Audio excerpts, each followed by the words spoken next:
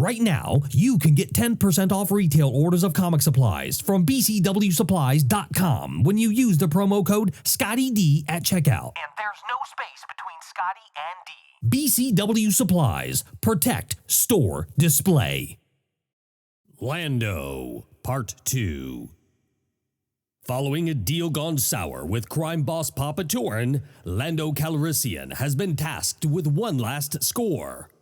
With the help of his longtime friend Lobot and the aid of two cloned alien warriors, Alexin and Paval, and an Ognat antiques expert, Sava Corin Purse, Lando has set off on what should have been an easy job.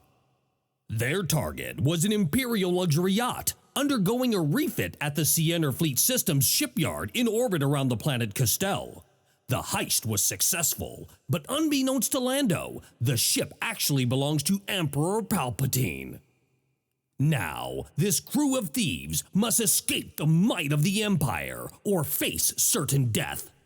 Hey Web World, Scotty D. Thanks for stopping by to another video here in my comic book series on my channel. And as always, if you want to reach out to me, super easy for you to do so. You can email me or tweet me. The email account, scott@scottydonline.com. And please follow me over on Twitter. I'm at ScottyDOnline over on Twitter. Both of those are down in the video description below for easy find and easy use, as is the promo code for the savings over at bcwsupplies.com. So hey, if you're going to be buying some comic book supplies, why not save some money while you do it? Check out that promo code in the video description down below for easy find and easy use, as is a ton of other useful, helpful, and cost-saving information down in the video description below. Today we are here to talk about this comic right here. It is Star Wars Lando #2. Check out that cover right there. Lando sitting in a very important chair right there, with Lobot standing right next to him.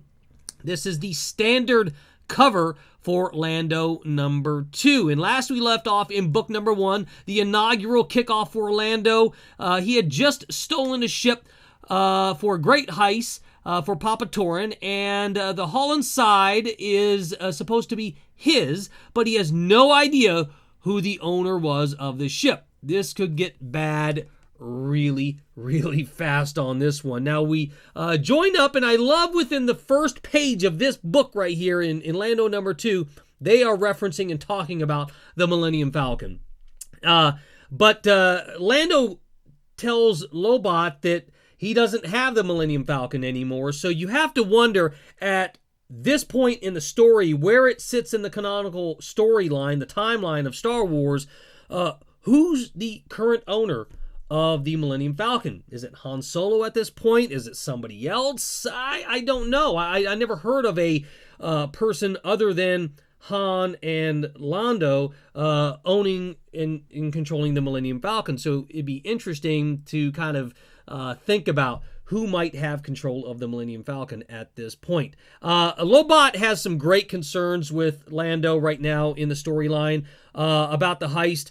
And we see some Imperial destroyers on the tail end of this ship that they've just stolen in close proximity. And a battle takes place right here as the Emperor wants his ship back. So, boom, we know for sure who the ship belongs to now. And the Emperor wants his ship back badly. So you have to wonder what's inside of this ship that is so valuable and important to Emperor Palpatine. And some quick shot piloting takes place, but it's done by nobody. At first I thought it was Lobot doing it, and then I thought it was Han Solo doing it, and then I went back and I read it over again. I had to read those couple of cells over and over again, and come to find out nobody was doing it. The ship was doing it itself and destroying some of these mines that were being sent out by the Empire. And so this automatic defense system in the ship allows for Lando and Lobot to figure out an escape path that they've gotten into, and they're going to need it with a hefty bounty on their heads at this point in the story we see. And the Empire really wants to take these guys out. This ship is extremely important. And Lando and Sava Corrin exchange some intense words as Sava feels they're in grave danger as well. And the Empire's trying to lock onto them with 2 tractor beams, and Lando intends to fly right into them. What the French toast is he thinking? 2 tractor beams? It only took 1 to pull in Princess Leia in A New Hope. They've got 2 tractor beams that are trying to lock onto him, and he's got the intentions of flying right through them. So, Alexin agrees with the Sava that they're probably not really safe, and you see Alexin put a knife up to Lando's throat, and Lando's like, "Wait a minute, hold on here," and it's quickly settled down and relaxed in place to put some trust into Lando to do the move that he's done before. And so I'm kind of curious to see what he's going to do to get outside of these tractor beams that are going to lock onto him and pull him in. So if they do get him, it's basically up the creek without a paddle for Lando and his crew. And just before the Empire knows what's happening, it's too late. Lando has pulled off the ultimate escape, and the destroyers crash into each other due to their own tractor beams. So that was a really, really cool move that he's done, supposedly, before. And we get a jump cut right here, and the jump cut is moving to the the inner rim, and they are on Amenthia Prime, which it appears to be a boat of sorts near this structure. The boat is moving across this water-like substance. We don't know for sure if it's water. It looks like water. And then out of the water, there's a character that we see. The character that's on the boat is known as Big String. Kind of an uneventful name for a Star Wars character. But then we see this character coming out of the water with this strange rocket type capability, and the crew seems very nervous and scared on this rocket boat that they're on right here that you see.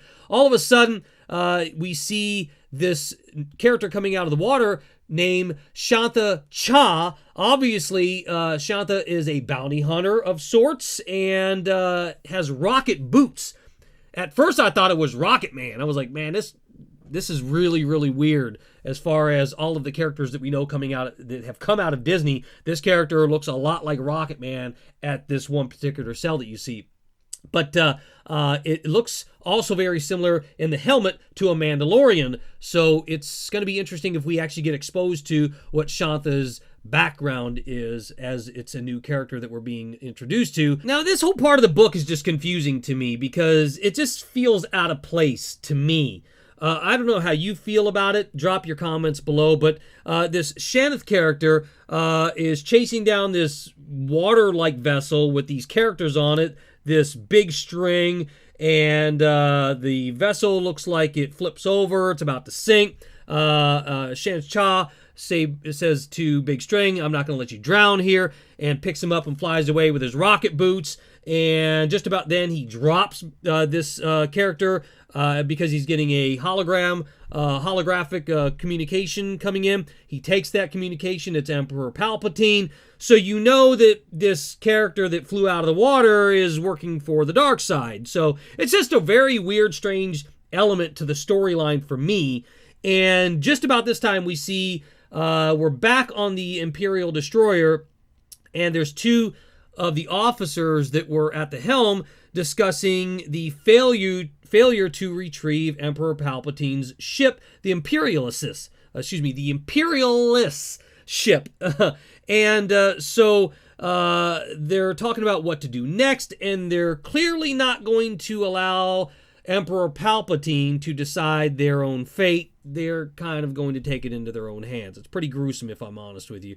And now, during the holographic chat, Emperor Palpatine gives orders to go get the Imperialists or destroy it. So you really have to wonder, like I said at the very beginning of this video, what is so important about this ship? Is it the ship? Is it the contents? What is it that Emperor Palpatine wants his ship back so badly for.